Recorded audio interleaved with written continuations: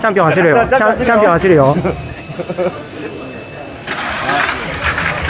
早い。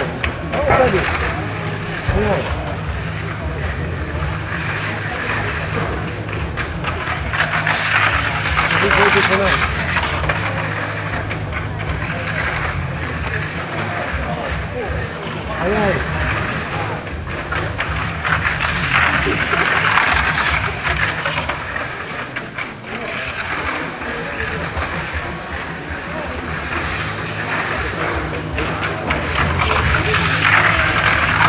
はい、優勝。優勝。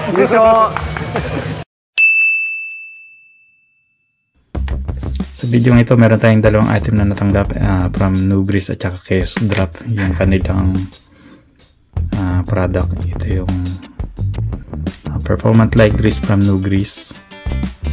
Siyempre, ito namang grease din ito from Chaos Drop naman. So, binigay nila to sa akin at tamang-tama maintenance ko yung aking auto. So, ito sa Baby Shark, medyo siya ngayon, nakakalas siya. At gagamitin natin tong case drop na to sa kanyang suspension. At ito namang Nugris sa kanyang mga bearing. So saglit lang ito na testing lang. So by request kasi, so itatry lang natin ito. So thank you nga pala dito sa case drop at Nugris, no. Matagal na to nilang pinadala sa akin, ngayon ko lang na nagawa ng video kasi busy ako sa sa paggawa ng chassis ng company ko para sa G1 Cup. At ito namang Baby Shark ko ngayon, ito yung chassis niya. So, tanggal yung isa niyang dito. Pero okay lang. So niready ko lang yung mga parts na kailangan natin. So ito pala yung ginagamit kong spring sa aking suspension. Ito ay barrel type na spring. Ito ay galing sa Tamiya. Tamiya yan siya. Tapos ito yung sa aking plate naman sa kanyang flex dito sa unit, sa front and rear unit. At ito naman yung aking suspension. Ganyan yung butas sa unahan at ito yung sa likuran. Yan, so simple lang siya, hindi naman siya ganun kakomplikado. So meron tayong dalawang klaseng grease dito from Chaos Drop. Ito yung hard grease at saka soft grease naman. So sa tingin ko itong soft grease is like parang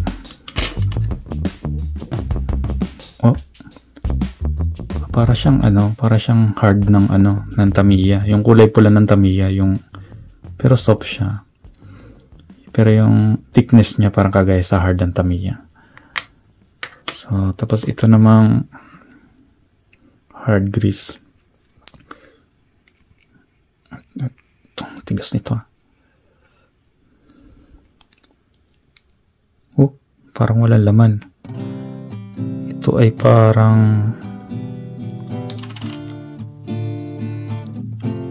ay super thick naman nito. Napaka-thick nito, no? Pero ang gagawin ko is try kong paghaluin na lang itong dalawa. So dito ko yan sila i-apply. So ito yung sa likuran. Commonly nilalagay ko sa likuran is yung hard ng Tamiya. So ito yung soft ng Chaos Drop. Apply natin dito. So dito siya sa pinakababa yung soft. So apply ko lang.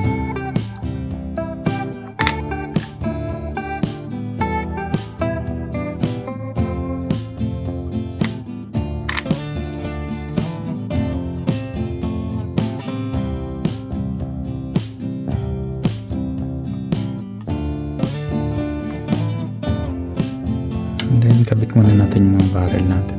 Ay, mga spring pala.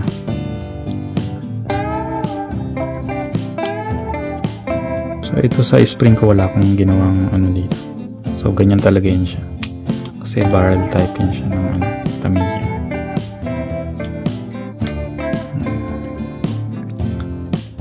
So yung ano ko rin dito, itong bush na to ng chassis dito, wala rin to siyang bawas. So numamayan siya dyan. Wala yun siyang trim or cut na nangyari. Push lang natin sa baba. Ay, hindi pala nakikita. Ito, push lang natin to sa baba. Okay, lagyan ko ng tingin ko ito na sa hard na. Grabe, kapal nito. Parang ano, parang ang tawag ito,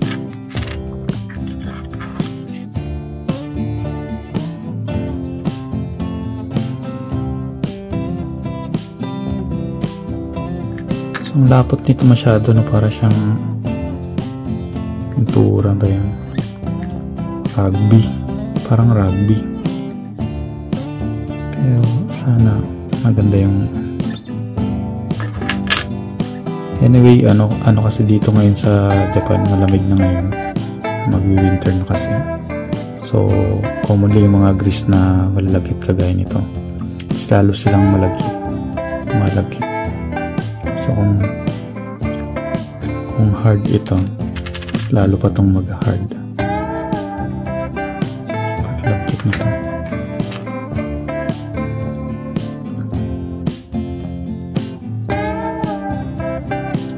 Good naman.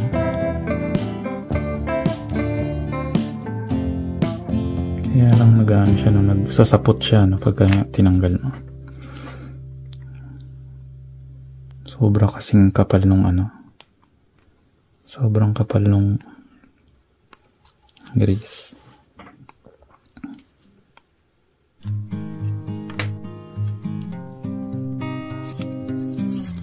Lagyan ko rin to dito. Dito naman. Hirap nito. First time ko maka-experience ng gantong kalapot na ano.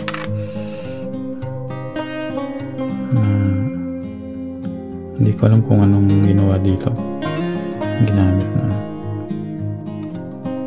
So sana hindi siya tumigas lalo.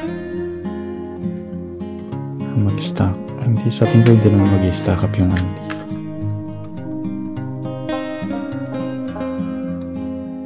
Okay.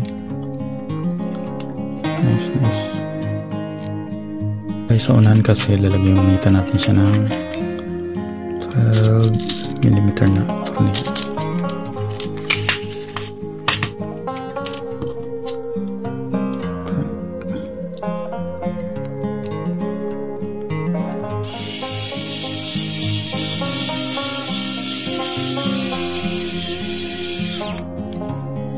So nilagyan ko na siya ng grease. So ito yung galaw niya. Okay, nice.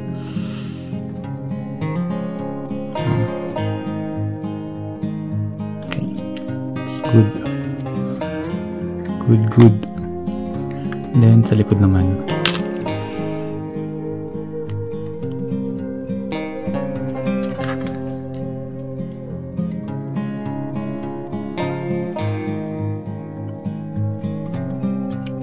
nagsasapot siya.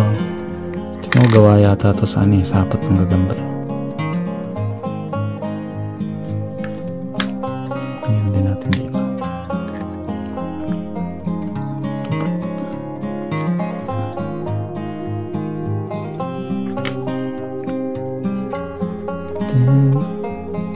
Yan. Nice.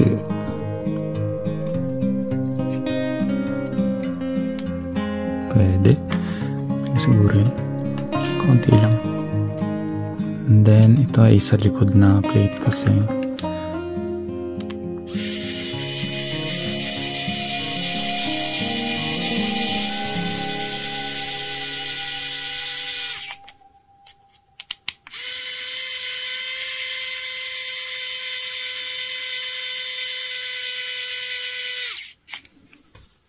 Okay. So, ito yung galaw ko sa likod. Kulang. Pero pwede na. So, ayun guys, nakabit ko na yung yung suspension ng ating chassis. Ngayon, ito yung play niya. Kita ba? Yan yung sa unahan. Medyo delay siya. Ito naman sa likuran. Diba? Ayos. So maganda yung yung hard grease na to. Although super hard siya para sa akin. At yung soft niya naman is parang yung hard ng Tamiya naman. Yung thickness niya. So ang kagandahan nito is pwede mo daw itong so ang ginagawa ko dito, minimix ko lang silang dalawa para makuha ko yung thickness na So maganda itong hard grease na to. At sa tingin ko mas titigas pa to siya pagka nag-winter na dito. So ngayon pa lang kasi super tigas niya na. So kapag nag-winter, mas lalo pa tong titigas to. At sa tingin ko mas maganda siya kahit yung kulay kulay itim lang na spring yung gamit natin, yung pinakamalambot na spring. Salamat kay Jericho Albetos yung gumawa nitong grease na to at ng Chaos Drop. May pinadala din siya sa aking yung oil pero sa sunod na video gagamitin ko yun. Hindi ko gagamitin yun ngayon sa Toyama. Pero okay itong niya, yung grease niya, itong hard grease especially. Itong soft grease okay din siya, maganda rin naman siguro ito. Pero medyo na-impress ako dito sa hard grease na to kasi masyado siyang makunat, para siyang sapot ng gagamba. So para siyang goma. And I think to siya, mas matagal yung niya, yung effect niya matagal mawala. Ito siguro sa maganda rin siguro try ko rin to sa slide damper. So yun lang guys, salamat kay Jericho Albetos ba yun sa pagpadala niya dito. So ito guys, kinabit ko muna yung gulong ng aking auto at ito yung kanyang lagyan ko ngayon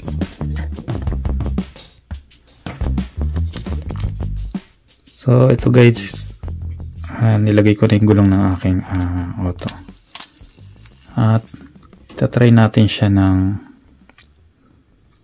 wala munang grease kung ano yung tunog niya.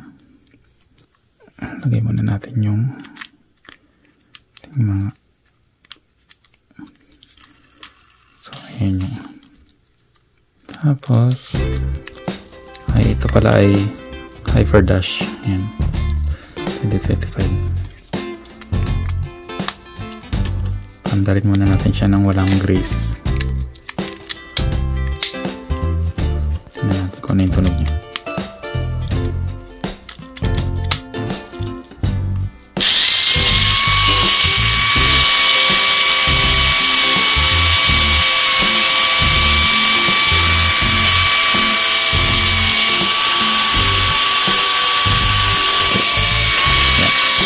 Yan yung tunog ng Hyperdash.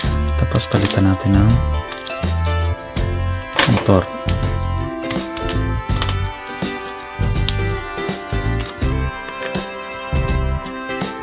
Try natin ay ito namang Macdash na may 37,000 RPM.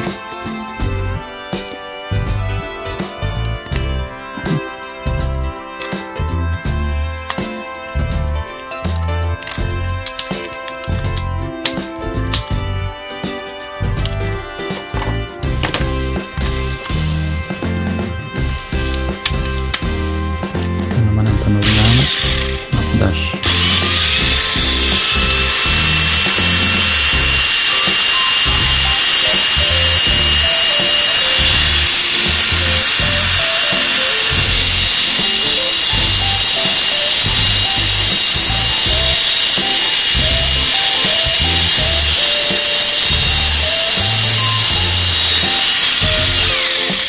Okay. So, tignan natin ito ulit.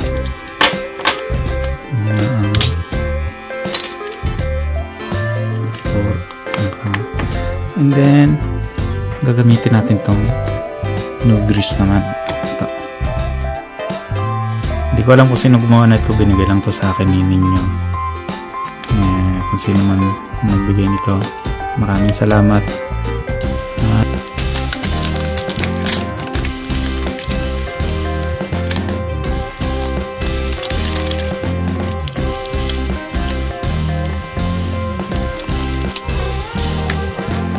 Okay, natanggal ko na yung open.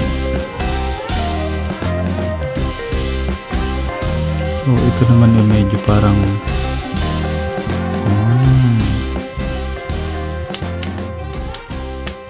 okay. Okay.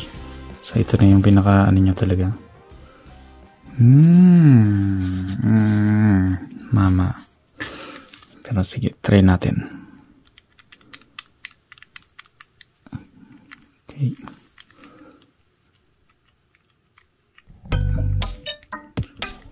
So medyo thick tong ano na to, tong grease na to, no. Para sa akin lang itong ano na to. Masyadong thick siya. Para sa mga gears natin. Pero try pa rin natin kung maganda yung ano niya. Kasi eventually katagalan nawawala naman to sa ano. Kung magbabago yung tunog ng ano ng gears, yung tunog kanina. Kung gangat na o papahangit ba. Patahimik yung tunog ng gear natin o hindi. Pag after ng apply. So kapag nag-apply ako ng gears ganito lang, hindi naman siya ganun karami. Pero itong ganito karaming grease nito, ang dami nito na hindi mo kaagad mauubos yun. Depende na kung gamitin mo pang prito. Okay. So makdash muna yung nilagay ko. Tignan natin yung tunog niya.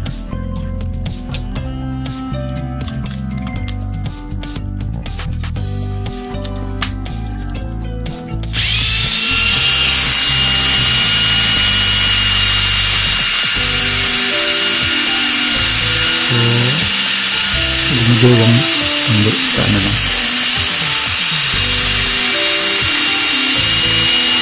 camera effect. Hindi ko sure kung nagbago yung tunog ng ano, pero okay pa rin naman yung ano,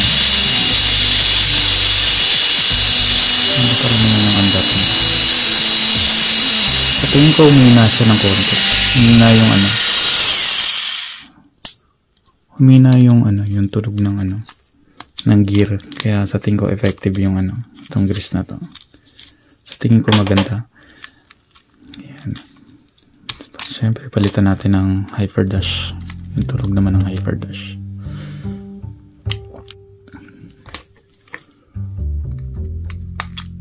Ayan.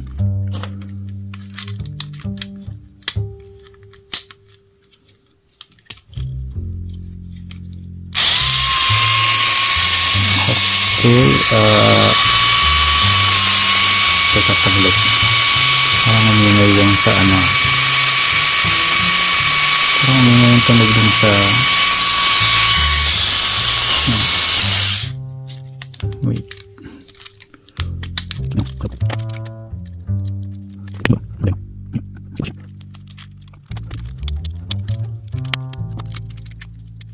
Okay.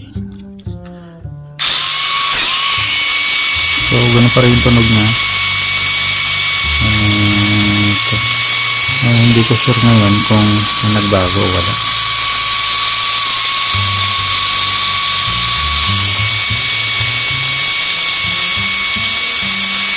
Pero wala na siyang tunog dito sa ano, sa unahan.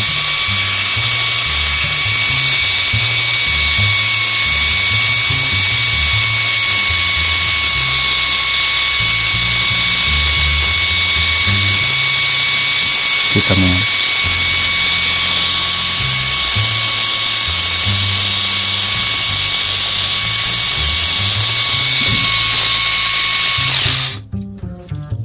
Okay, yun lang guys. So Sa tingin ko okay tong Nugris na to pagka summer, pero pagka winter yata hindi ko sure. Kasi parang lumalapot siya lalo pagka tiglamig, no. So yun lang yung pinaka-thoughts ko, pero okay pa rin siya. So mas maganda tong gamitin to sa atin sa Pilipinas kasi hindi naman nagwi-winter sa atin. At medyo makapal siya para sa akin, no, para sa gear, no. Pero kung sa ibang gamit, siguro mas maganda to kung sa single shop siguro na na counter gear. Kasi yung counter gear ng single shop is cover na cover, unlike sa double shop, 'di ba? So open na open yung So yun lang guys, maraming salamat sa nag-sponsor or nag-provide nitong mga So binigay nila to sa akin ng libre. Bigyan ko daw ng review. Yun. So itatry ko ito bukas sa sa practice, and then sa Saturday is Toyama Cup. Ito yung gagamitin kong chassis. So for the last time isasaba ko ito si Baby Shark sa event. So yun lang guys, antay natin yung result sa sa Sabado. And then balikan natin kung anong mangyayari. Hello guys, magandang araw sa inyong lahat. At ito yung machine or yung car na ginamit ko dun sa Toyama Cup. Ayan. So ito yung towel ngayong taon na to. Hindi ko to bubuksan. Ayan ko na naman. So far maganda naman yung tinakbo niya. So bago ko explain yung aking machine, itong aking car, panoorin muna natin yung video sa Toyama Cup. Ito. So nabidyoan ko siya ngayon. So ito, nabidyoan ko siya.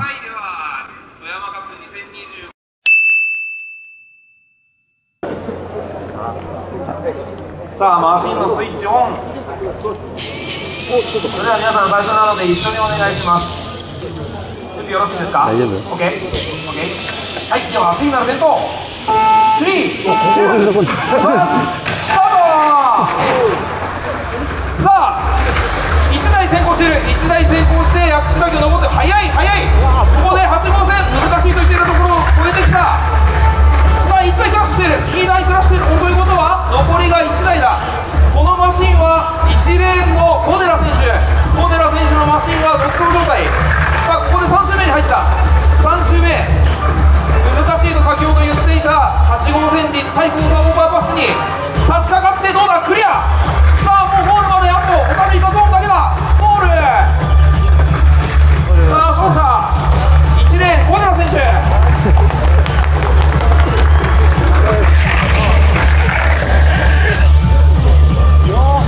はい、1位は小寺選手です。1回戦進出となりました。おめでとうございます。次のレースも頑張ってください。小寺選手、第3回富山カップ優勝者ですね。先ほど0回戦の時に小寺選手のマシン光っててすげえ見やすかったんです。ありがたいなと思います。はい、それではスイッチ入れてください。はい、準備はよろしいでしょうか。じゃあシグナル点灯。スタート。さあ、3台ほぼ同時にスタートして、ここでほぼ変わらない。さあ、白熱したバトルになりそうだ。お、1台急激に速くなった気がする。さあ、これは3レーンです。3レーンの選手、やっぱり小寺選手が今一番トップで、2周目を待っている。かなりいい以下を引き離して3周目だ。さあ、ここでコースアウトしなければ独走態勢に入るのか。さあ、残り2台も安定して走っている。ここでコースアウトの気配はない。さあ、最後の超えてゴール。3レーン小寺選手が1着でゴール。ただ3台とも完走でございます。はい、皆さん完走されたということですが、1位は小寺選手です。準決勝フィッシュおめでとうございます。入れてください。お願いします。シグナル点灯。2、1、ゴー。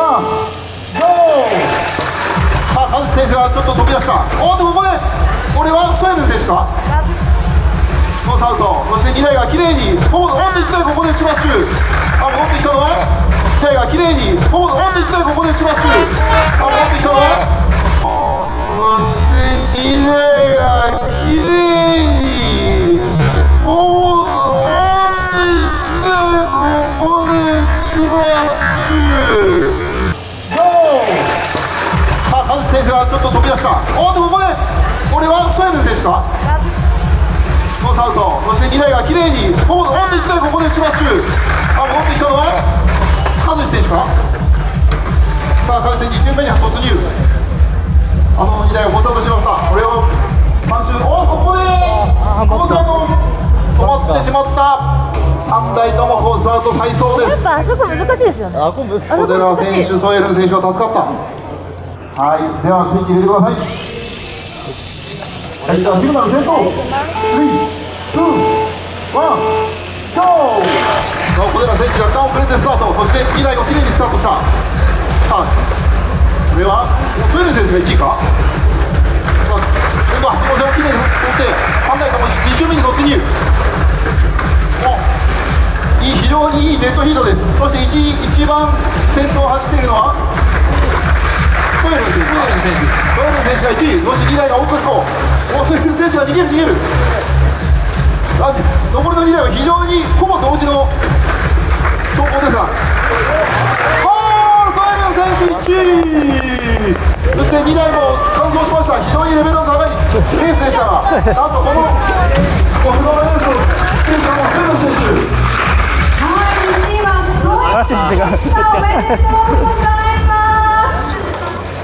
At ayun na nga guys, so nakapasok naman tayo hanggang semifinals gamit nitong auto na to. So yun nga lang sa semifinals, umembang siya isang beses, and then sa re-race ayun, hindi na siya nakahabol sa mabilis.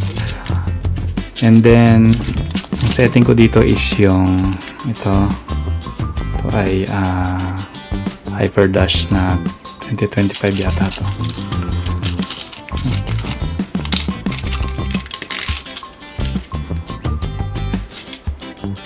So ay yung 2023 pala.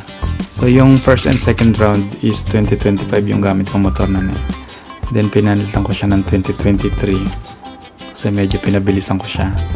So kaya nag-course out na siya doon. And then yung gear ko ay itong 3.7 at ang aking gulong ay is itong maliit na gulong na to is 22.9.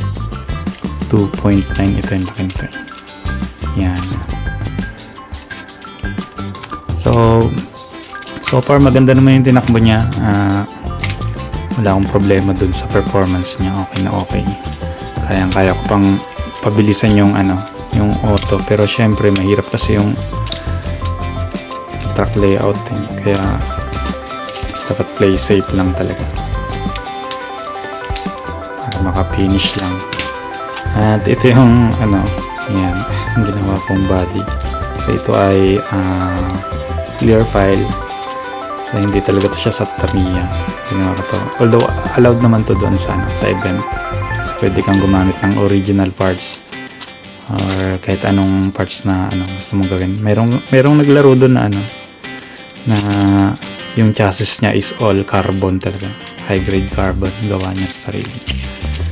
Yan. So yun yung so maraming salamat dito sa No Grease tsaka KS Drop. Yan. So final thoughts ko lang dito sa final thoughts ko dito sa No Grease at tsaka KS Drop. So dito sa No Grease siguro hindi ko siya mare-recommend during winter pag gagamitin mo to.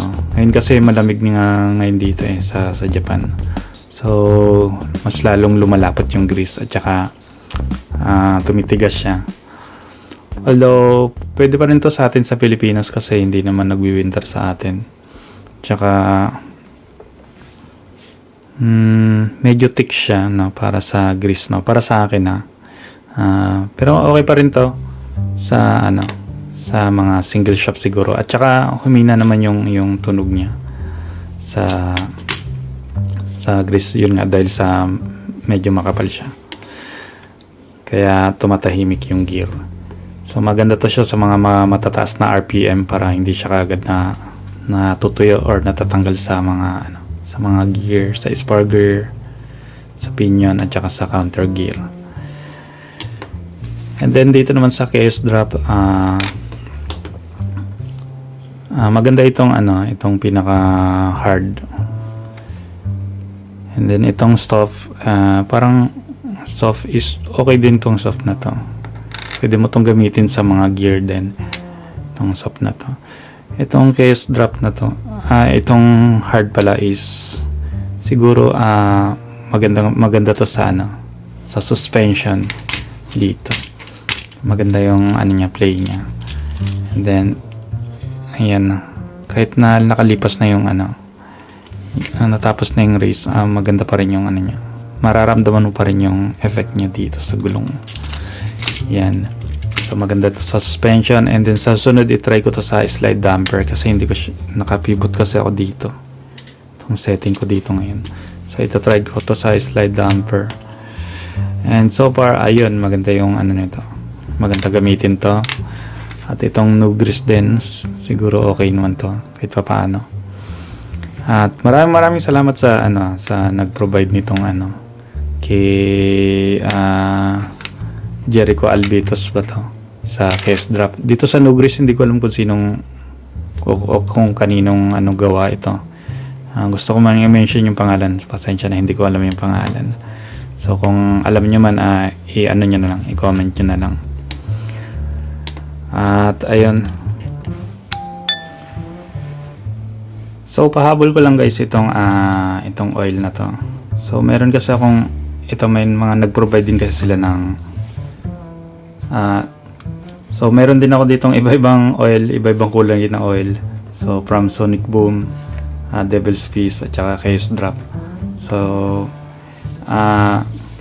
nag-request sila sa akin na gawan ko ng review. Kaso pasensya na, hindi ko to gagawin ko siya ng separate video bawat oil. Pero unahin ko muna ito sa yung Sonic Boom, to sunod itong Devil's Fist, and then lastly yung Chaos Drop. Kasi last na itong dumating. So gagawin ko sila ng separate video.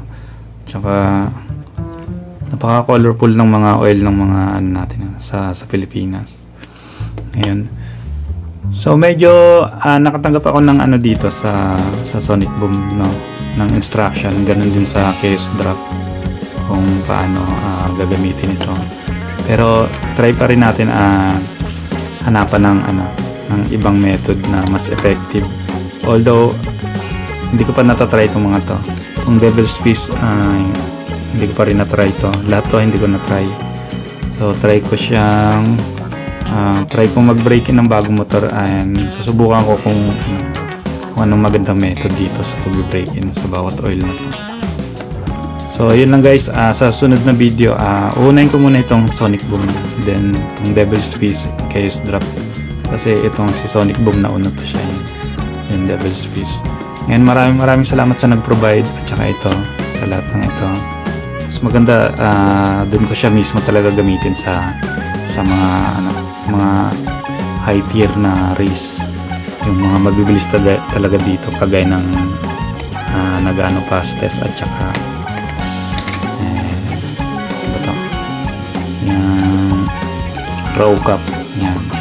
So nag-ano fastest, try ko itong subukan ko.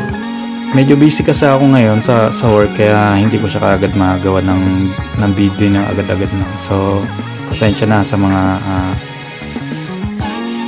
pasensya na sa inyo kung medyo matatagalan ako pag gumawa ng video, kasi syempre gagamitin ko to sa mga event na may kanya-kanyang schedule. Yan. So maraming salamat ulit sa mga nag-provide nito. Yan. Grabe, iba-ibang kulay, parang candy, no? Ito. Itong Sonic Boom na pula. May blue, and Devil's Peace. Ito yung isa, mas concentrated daw ito. Hanggang dito naman sa chaos drop. Ito ay bearing oil pala itong isa na to. So ito, hindi ko to pwedeng gamitin sa motor na sa bearing. So iba ito.